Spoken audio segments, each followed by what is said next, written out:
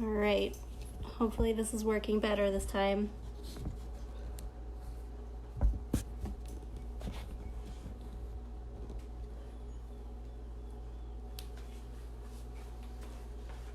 There should be a new live feed. Refresh it.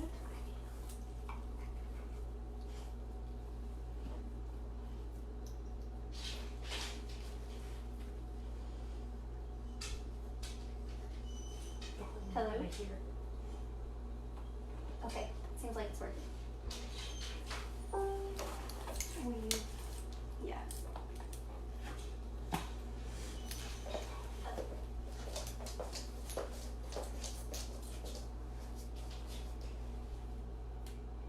It's still.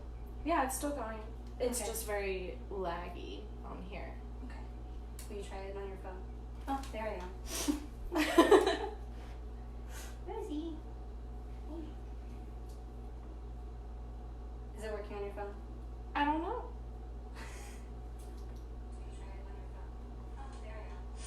Yeah, it's just behind. Okay. Will you mute my computer so that It is muted. Okay. I already did. It was from your phone. You're Still welcome. ahead of it. Okay. Hi everybody. We still have another minute. We're just fixing some technical problems, trying it for the first time. Good. Very good girl. Good girl.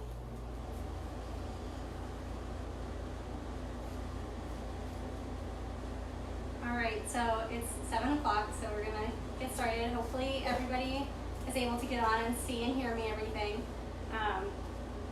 So today's meeting, we're gonna be talking about the commands turn and the command down under. So for turn, that's gonna be using a lure, and then for down under, your puppy should be at least at middle school level for close as well as for stand, because we'll need both of those commands to start doing down under.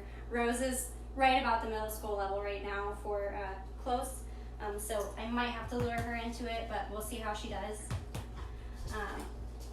Today I'm going to show you demonstration with Rose and then also with Penelope, because Rose is going to be at elementary school level for down under as well as turn, and Penelope is already at high school level. She's released now, but she's at high school level, so I'll use the two to compare for what it looks like teaching a dog for the first time, and then for a dog that already knows it and is at the high school level. So for the turn command, we are going to start just like everything else with luring, but turn is the command that we use to get our dog in more or less of a reverse heel. So the ending position will be with the dog's head along our hips and their butt out in front. Turn is used for a couple of different things. It's good for using at a restaurant table. It gets the puppy turned and laying down underneath the table so that their head is facing out. By having them lay down like that, they don't get stepped on, and they can also see out what's past the table, so that if anybody's coming up close, they don't get stepped on. Feedback. And then it's also really good for using in the bathroom, which I'm not going to show today. But if you have a public bathroom stall, you know, there's only a little bit of space on either side of the toilet, especially if it's not a handicap bathroom. It can be tough to get a puppy in there. And so by telling your puppy to turn when you're in a bathroom stall, it gets them turned around, and you can kind of back them up to the side of the toilet, and then that way they're out of the way, and then you can open and shut the door, because most of the time they swing in towards the toilet instead of away out into the walkway. So for turn, we're gonna have our puppies on our left side. I tried to have it as a landscape video, but it didn't like that for Facebook Live, so here we are. I will do my best to make sure that you guys can see me and see everything that I'm doing. So with Rose on my left side, I'm gonna take my left hand and I'm gonna get the kibble in my left hand. I'm gonna put it in front of her nose and move it very slowly so that she stays with it. While I'm luring her forwards, I'll step forward with my left foot with her, and then as she turns around, I will bring her back alongside my leg so that my legs are back together, and she'll end with her head right here alongside my body.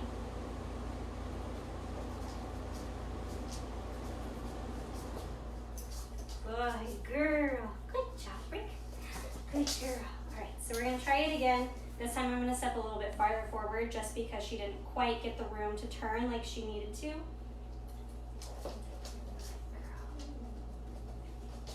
Good. Good job. Good girl, Rick. That was really good. Awesome. Okay, let's try it again. Like I said, Rose is elementary school level with this. She's never introduced it before. We didn't start teaching it to her yet because she would have made a great demonstration for this video. So she's learning it now. You stand. Good girl. All right. Good girl. Very good. All right, break. Good job. All right, and we're going to try doing it one more time.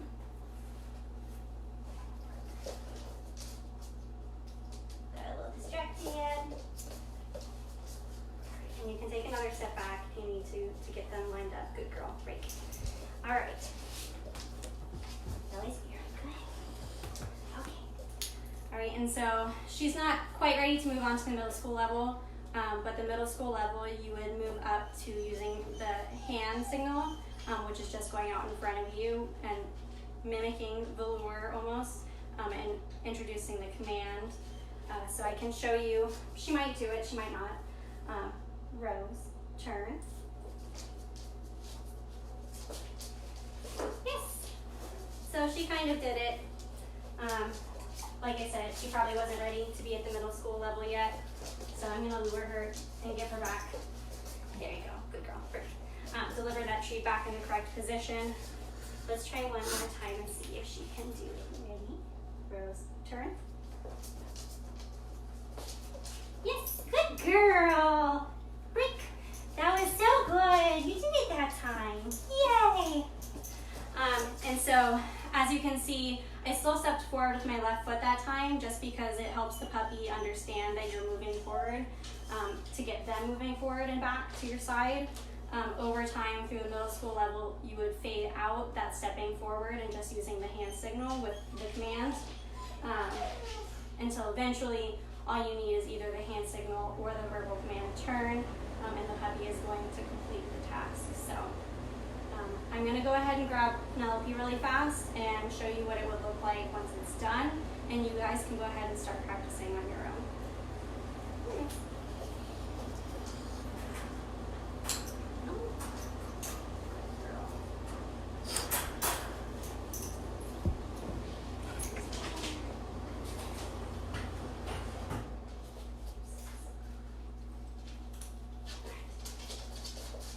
All right, let's see if we can get you to do it. All right, ready? Let's go. Ready? Yes. Good girl.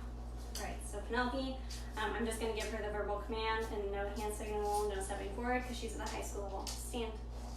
Good girl. Penelope. No. Stand. Good girl. Penelope, turn. Yes. Good girl. So she's not quite perfect, so I'm going to try and have her do it one more time. With this command, she tends to anticipate what I'm going to ask her to do next, and she gets a little bit antsy, so we have to work with her on relaxing and waiting for me to give her that command. Penelope, turn. Yes, that was so good. Thank you, Freak. All right, good girl. Come on, look back over here.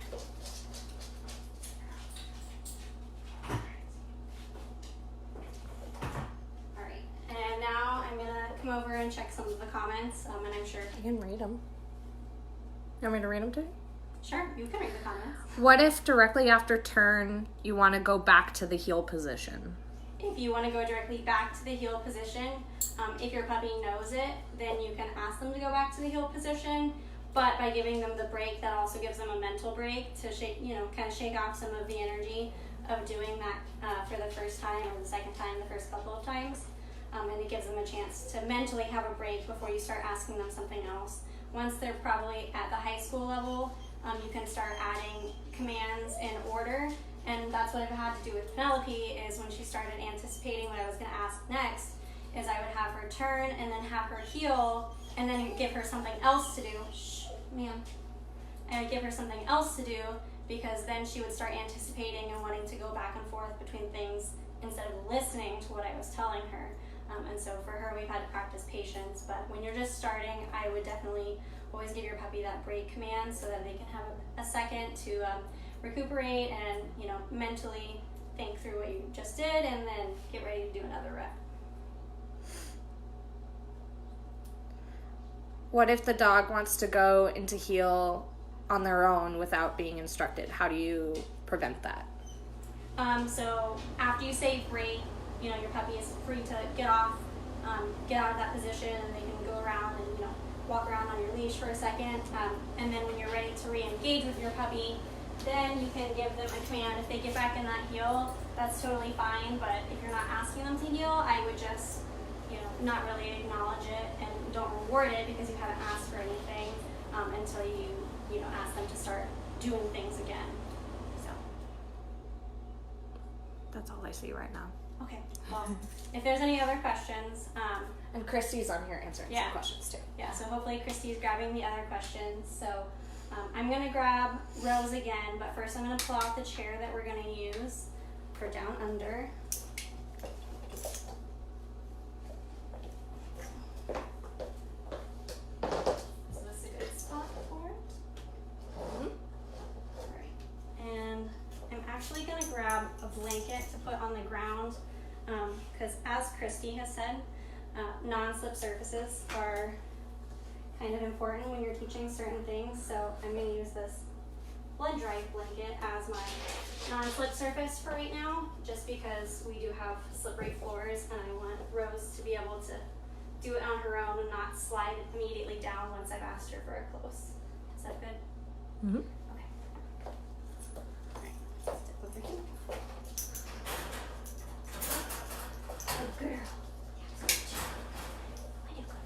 Okay, so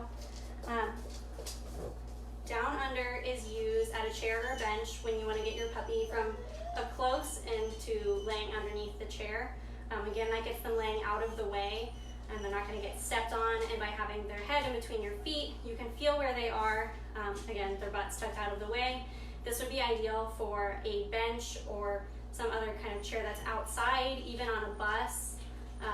If a handler is sitting down on a bus, they want to be able to have their dog out of the way, not going to get stepped on by anybody, and ready to go whenever they are ready to get up and keep going.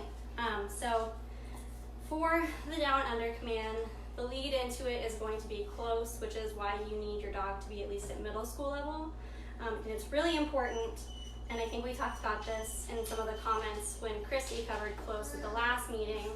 It's really important that your dog understands that there are two separate commands. There's close and then there's down under, because we don't want our dogs to immediately get into that close position and lay underneath the chair, because that might not be what the handler wants. Specifically, if you're going to do teeth brushing or ear cleaning, something like that.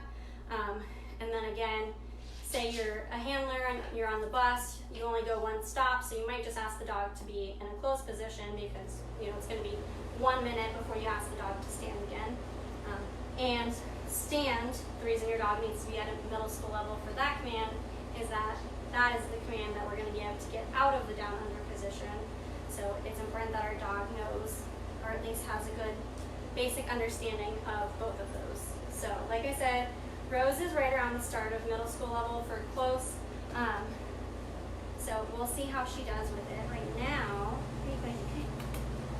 and it shouldn't be mirrored today, so you can hopefully see that it's going counterclockwise, the 12, 9, 6, 3, for that, excuse me, for that motion of moving into the close this time.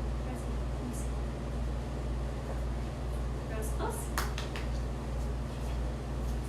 Oh, yeah, okay, so we're gonna have to lower it.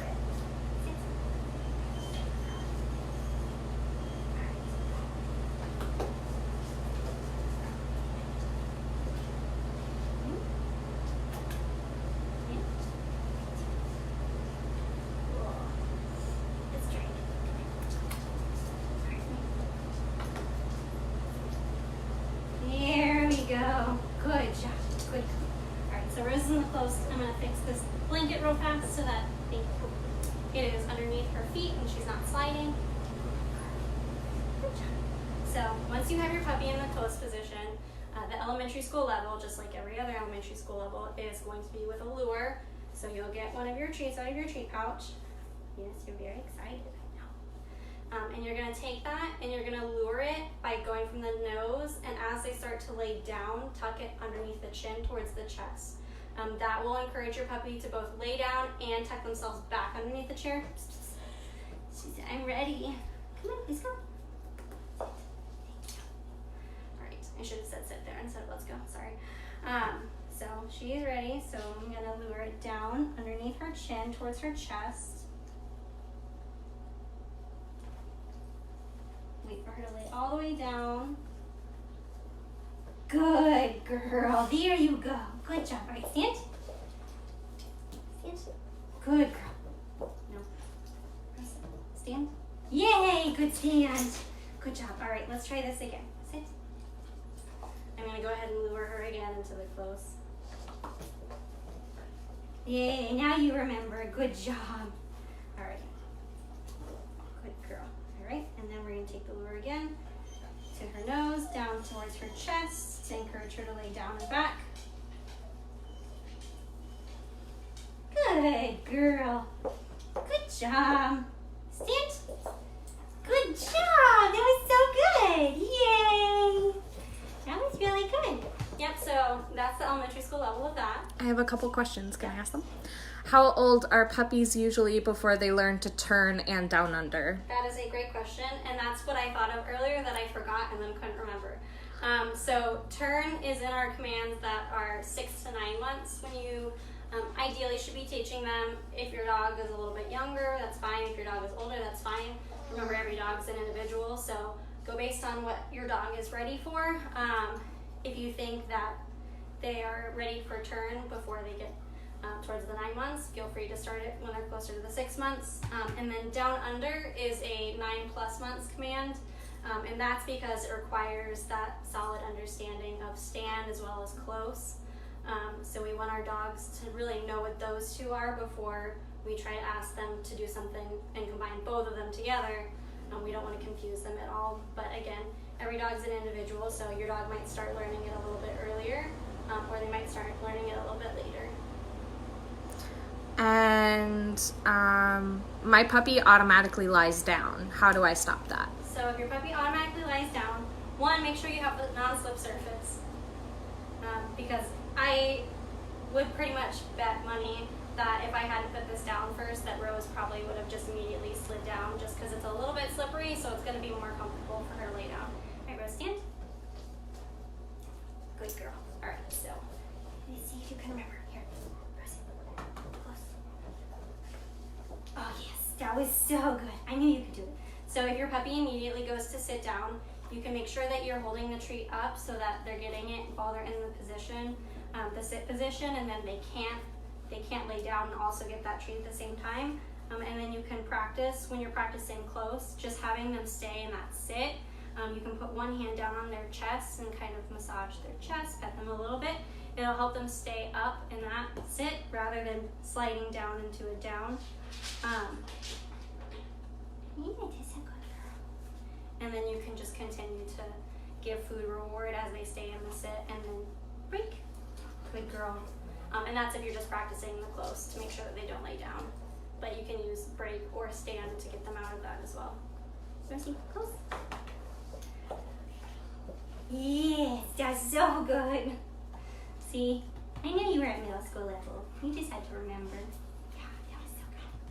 All right. When the dog comes up to a stand, do you want the dog to face you? I don't think the manual specifically states how the dog should be standing once they're done.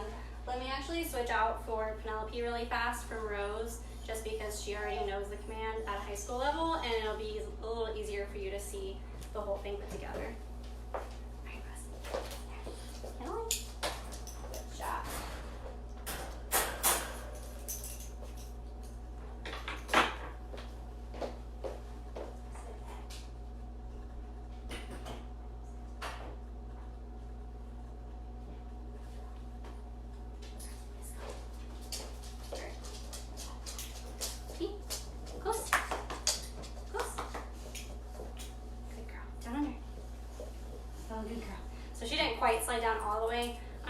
chair, but for the most part, if she were just a little bit farther back, then her paws are going to be about even with my feet, and so if somebody were walking by, my foot is going to protect them from, hitting her toes at all. All right, Penelope, stand. Good girl. So naturally, when she gets up, she turns around to face me because she wants to keep getting snacks. But I don't think that there is a specific way if they need to be facing you or not. It's not really specified about if they should be facing you or, just standing. If they were standing like this, I think that would be fine to get them out of the position just so that they're standing. And as long as they're not standing and then surging off away from you, that's the important thing, because if you think about somebody who is either got a physical disability, who might be a veteran, or somebody who's visually impaired, if the dog surges up, out, and away from you, that could be dangerous. It could pull somebody out of their seat. And on that note, that also tells you why the dog gets up first before a person from a down under. The reason that we have the dog stand and then the person would get up is that a chair needs to stay where it is. And some dogs, not really Penelope or Rose because they're both small, but if you had a big 80-pound male lab, if you were to get up and then tell them to stand, they might pick that chair up and take it with them. And we don't want to be dragging chairs around. So that's part of why we have the dog stand and then the person will get up. Do you command stay when they are down under? No, you don't command stay. Down under is a settled command, so once they're in that spot, they should stay settled for as long as you're sitting, and then this stand is going to be the word that gets them out of that, or break if you're just practicing at home. But really, you should practice stay close, then down under, and then stand order. I thought you said out to release the pup from a down under and not stand. No, the release to get a puppy out from a down under is the stand. You might have heard me say out earlier when I was getting Rose out of the crate. I told her out to get out of the crate. Oh, you're doing it on your own? Stand. Good girl. Right, close. Good girl. Down under. Oh, that was a better one. So you can see that time when she went down under. Maybe you can see, maybe not. Her toes are about in line with the end of my toes, and so her tail is all the way tucked underneath the chair. Her feet, if somebody were walking by, they are going to run into my feet before they're going to run into her feet. So she is tucked out of the way, and she, if I were, out at a park or something, she would stay in this spot, relax, and just wait until I give her stand. Penelope, stand. Good girl. This is not a question from one of the online people, but a question from me. Could you try it to the other side so we can see you? Yeah, I can do that. All right, you can. Let me sit. All right, let's see how this works. Is that a good spot for the chair? Yep. Okay. All right, come here. So from the side, close.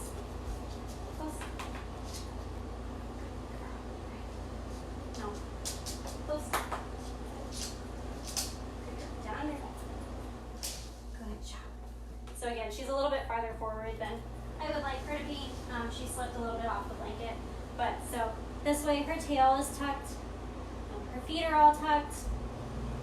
Again, if you have a bigger dog, it might be more filling of the space underneath your seat. But no matter how big your dog is, they should fit underneath the chair. I could go get my dog Bobby. He's about 70 pounds, and I could try it with him. He has a different word to get under a chair from the other school that he was raised with, but he is also very capable of getting underneath the chair, even if it were a little lower to the ground. So. Okay, I have a bunch of questions. Okay. Ready for lightning round? Do harnesses ever get in the way for down under? I am sure they do sometimes. But one of the nice things about having the dog close first, although I'm to the side now, so it's probably not the best view, but by having the dog close first, that kind of gets the harness handle so that it's down underneath the chair. Down under.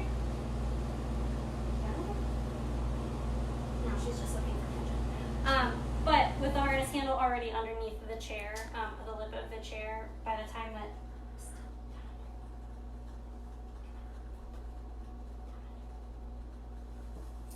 she's being a little stinker now. She knows she has slightly different rules. But with the harness handle already there, once they go to lay down, it shouldn't get caught on anything. But I'm sure that it does happen sometimes, depending on how tall the chair is that the handler is sitting on. But you'll also notice that this is not an indoor chair, this is an outside chair with our porch furniture, because our table chairs actually have the little bars in the middle. And that's not a chair that you want to practice down under in, because your dog can't physically get themselves underneath it. That's actually a question. If a chair has rungs or an obstacle, can we use a turn to put the dog besides the chair? Yeah, so you would use, if you were at a table, you would use the turn.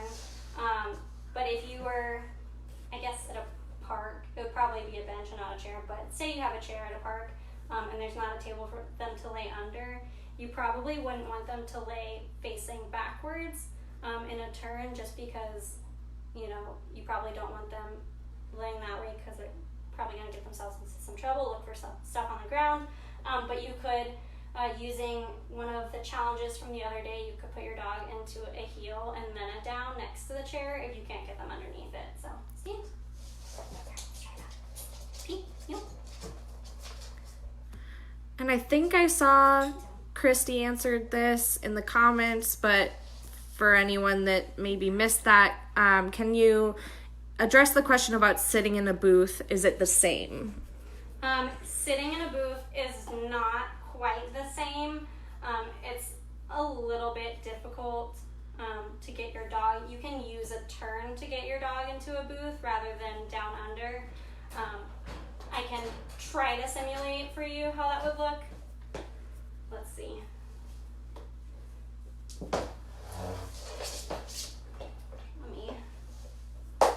We're gonna make a little fort for a second. It's gonna look like a booth. Hi, Mary Sharf. All right, we're gonna pretend this is a booth at a restaurant. It's kind of similar. So, no, we're not climbing into it. So, and I'm also not gonna plant my butt in the camera. But so say that's a booth. You can have your dog turn, and then you can kind of back them up underneath it. So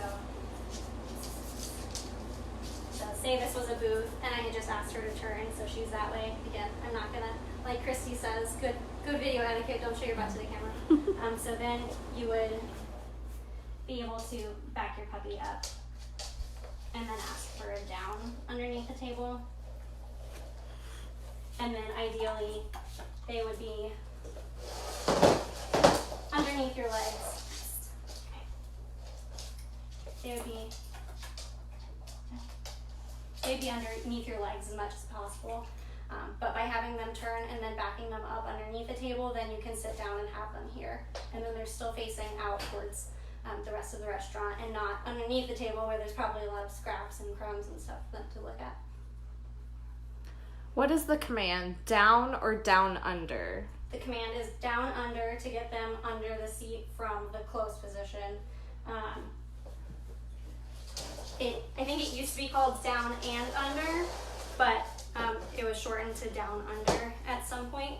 So P, close, close. Down under. Good girl. Yep, so there's close and then there's down under. If your puppy is just starting at the elementary school level of down under, when you lure them, make sure that you're not saying anything. We want them to learn the actual physical movement before we start introducing the command. And also when we're luring them, they're not really thinking about what we're saying anyway. So once they are starting to move on their own, then you can start to say puppy's name down under to get them underneath. And we do want to separate them down under from down. We want them to be two separate things. So that's why it's down under to do this specific movement rather than just down. How old is this puppy? How old is this puppy? Penelope is just over 1 year old. So, and Rose, for reference, just turned 8 months today. Yep, today's the 21st. Rose is 8 months old today. So, So she's just starting to learn turn, which is in that 6 to 9 months range, and she's perfecting the close.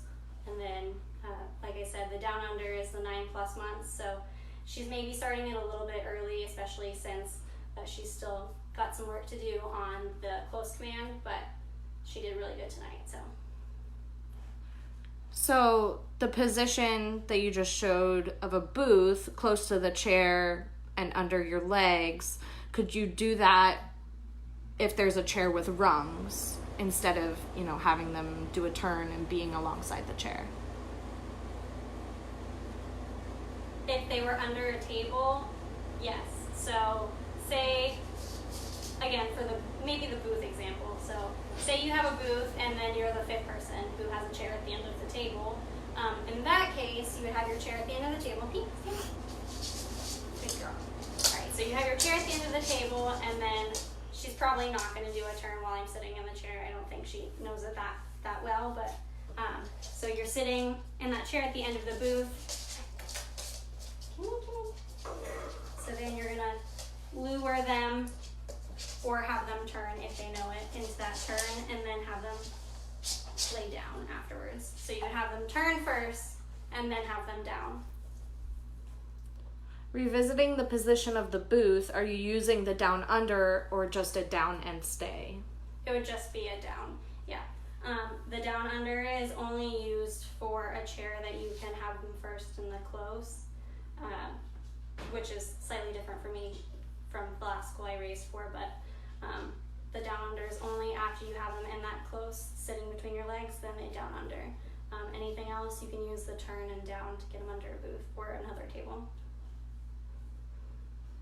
And one of the calendar challenges coming up next month, I think, is going to end up being have your puppy turn and lay under the table while you eat a meal.